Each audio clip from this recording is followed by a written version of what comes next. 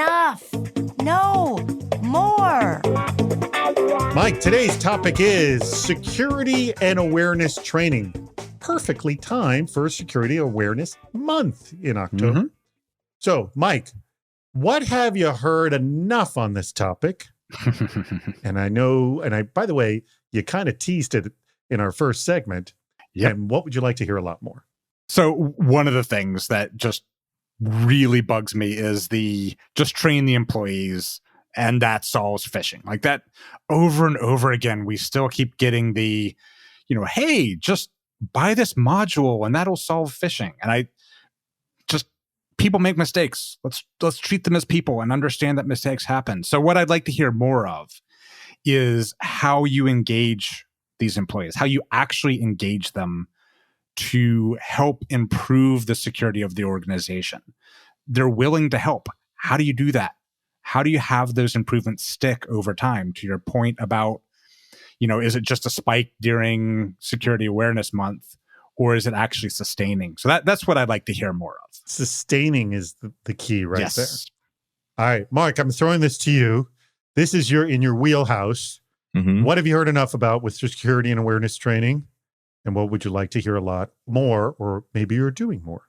I've heard enough about the blame game, I guess. If employees were, referring to employees as stupid or they'll never get it or what. At the end of the day, they're just trying to get their jobs done just like anyone else is. And I will say my other co-host, Andy Ellis, referred to the infamous wall of sheep. That's at Black Hat.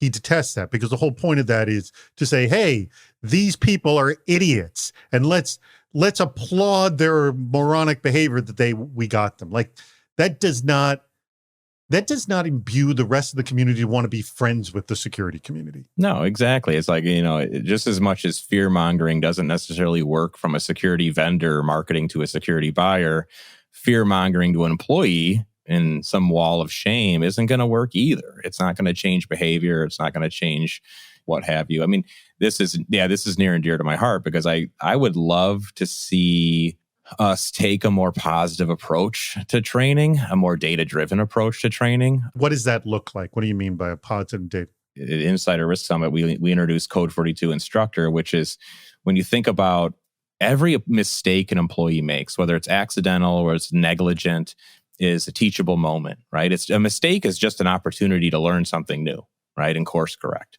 So why aren't we taking those mistakes, right? Because we know when they happen, right? At the moment they happen, and deliver training that presumes positive intent. Training it's not preaching, it's teaching. It's like a human talking to a human saying, hey, we understand you're trying to get some stuff done. We understand, et cetera. But we talk about give the employee why. Like, why is this important? Right? Talk to them about, you have open file shares. Your MacBook is syncing to iCloud. Were you aware of that? Can you actually sort of paint the picture of like, I did something wrong, give an example of that, and what all of a sudden is this teachable moment I'm receiving? And literally go through the mechanics of it with me.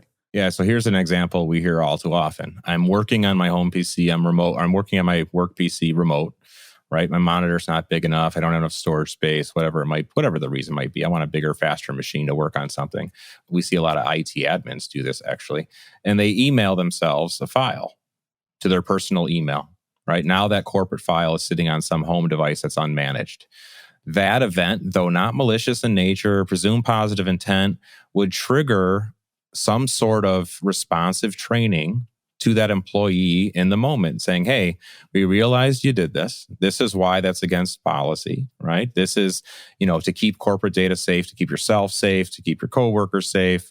Here are the sanctioned ways to share files or to move files around. So this instructor program, if I understand correctly, if I'm an organization that's deploying something like this, I'm assuming there's a series of like defaults, or I'm orchestrating it to the environment that I'm in.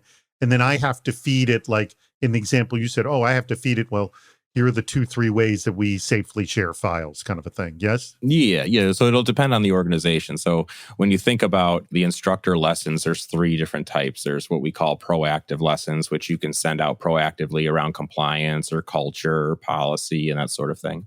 Situational lessons, a departing employee, a new employee, and you want that educate that employee on understanding their rights to data. What can they bring into the organization? What can they take out of the organization? So you're situationally training.